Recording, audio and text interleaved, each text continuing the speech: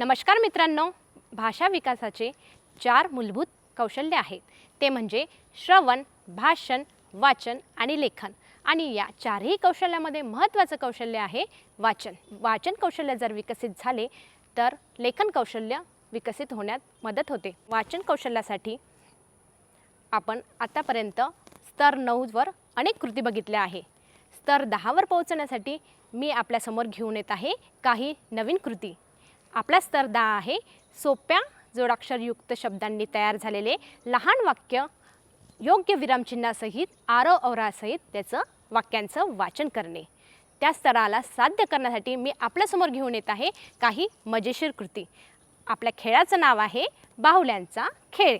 बघा, इथे बाहुली दिलेली आहे. बाहुलींचं विद्यार्थ्यांना फार आकर्षण असते आणि बाहुली म्हटली की त्यांना एक कुतूहल निर्माण होते की यामध्ये काय नाविन्य आहे, काय नवीन आपल्याला आज खेळायला मिळणार आहे. मुलांना फार आतुरता होते.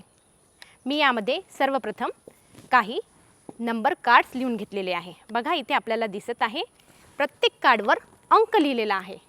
1, 2, 3 याप्रमाणे कार्डवर अंक लिहून घेतलेला आहे आणि ते बाहुलीच्या मध्ये ठेवलेले आहे. बाहुलीला असं हलवून विद्यार्थ्यांना एक विद्यार्थ्यांना आपल्यासोबत बोलवायचं आहे आणि विद्यार्थी अगदी कुतूहलाने त्याला वाटेल की नवीन काय आहे. बाहुलीला उघडेल आणि एक कार्ड त्यातून निवडेल. बघा, आता आपल्यासमोर आलेला आहे नंबर 2. तर विद्यार्थी अंक 2 बघेल आणि त्याच्याशी निगडीत आपले वाक्यपट्टी इथे शोधेल.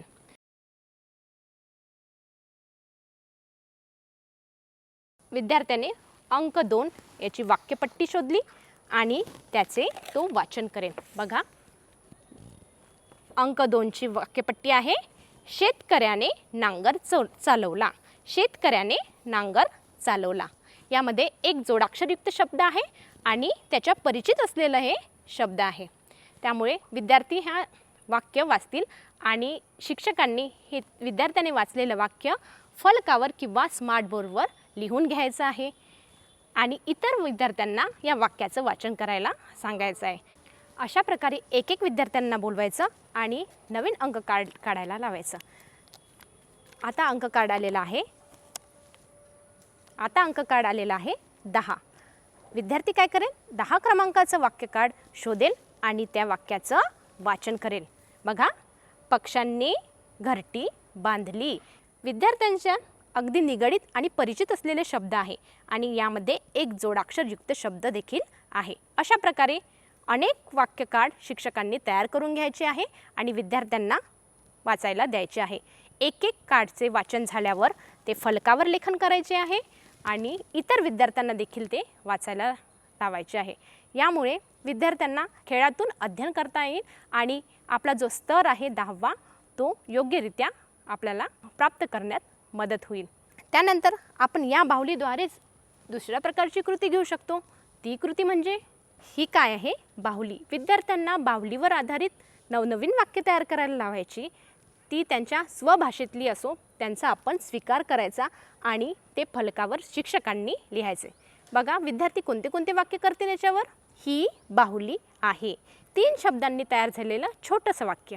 त्यानंतर दुसऱ्या विद्यार्थ्याला म्हणायचं की तू यावर आणखी एक वाक्य कर. तर तो म्हणेल माझी बाहुली छान आहे, मला बाहुली खूप आवडते. अशा प्रकारे अनेक वाक्य तयार होतील आणि त्या वाक्यांचे लेखन शिक्षक फलकावर करतील आणि इतर विद्यार्थ्यांना वाचायला देतील.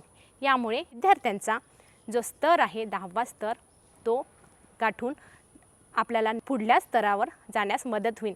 म्हणजे यामुळे छोट्या छोट्या वाक्यांनी तयार झालेले वाक्य तयार होतील आणि वाक्यांपासून छोटासा परिच्छेद देखील तयार होतील.